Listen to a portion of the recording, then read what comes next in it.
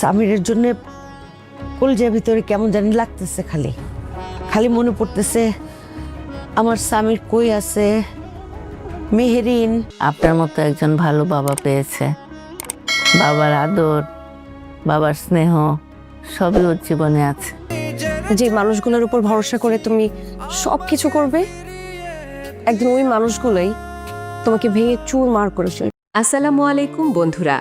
নিজের জন্মদাতা বাবাকে পথে বসিয়ে ফাহাদকে এখন শান্তিতে ঘুমাতে পারছে, নাকি হারানো সম্পদ ফিরে পাওয়ার নেশা তাকে নতুন কোনো বিপদে ফেলবে?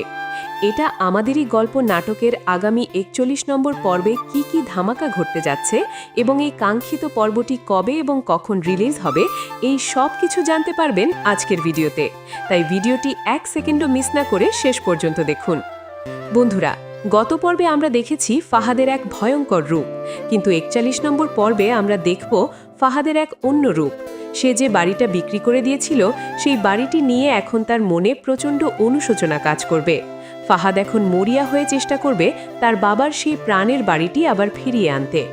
এই জন্য সে মীরাকে সাথে নিয়ে নতুনভাবে বড় কোনো ব্যবসা শুরু করার পরিকল্পনা করছে। কিন্তু ফাহাদের এই জেদ কি তাকে সাফল্যের পথে নেবে, নাকি সে নিজের জালে নিজেই আটকা পড়বে? অন্যদিকে আমরা এটাও দেখতে পাবো সায়রা কিন্তু মনে মনে এক বিশাল যন্ত্রণায় ভুগবে। একদিকে ফাহাদকে হারানোর কষ্ট, অন্যদিকে ফাহাদের চরিত্র নিয়ে প্রশ্ন। বন্ধুরা, আপনারা যারা এই পর্বটির জন্য অধীর আগ্রহে অপেক্ষা করছেন, তাদের জানিয়ে রাখি আগামী ৪১ নম্বর পর্বটি আগামী মাসের ১ তারিখ দুপুর ১২টায় আপলোড করা হবে। আপনাদের কি মনে হয়, ফাহাদ কি পারবে তার বাবার বাড়িটি ফিরিয়ে আনতে? তাছাড়া সায়রা কি আবার ফাহাদের জীবনে ফিরে আসবে? আপনাদের মূল্যবান মতামত অবশ্যই কমেন্ট করে জানান। আর এটা আমাদেরই গল্প নাটকের পরবর্তী সব আপডেট সবার আগে পেতে আমাদের চ্যানেলটি সাবস্ক্রাইব করে রাখুন। দেখা হচ্ছে পরবর্তী ভিডিওতে। আল্লাহ হাফেজ।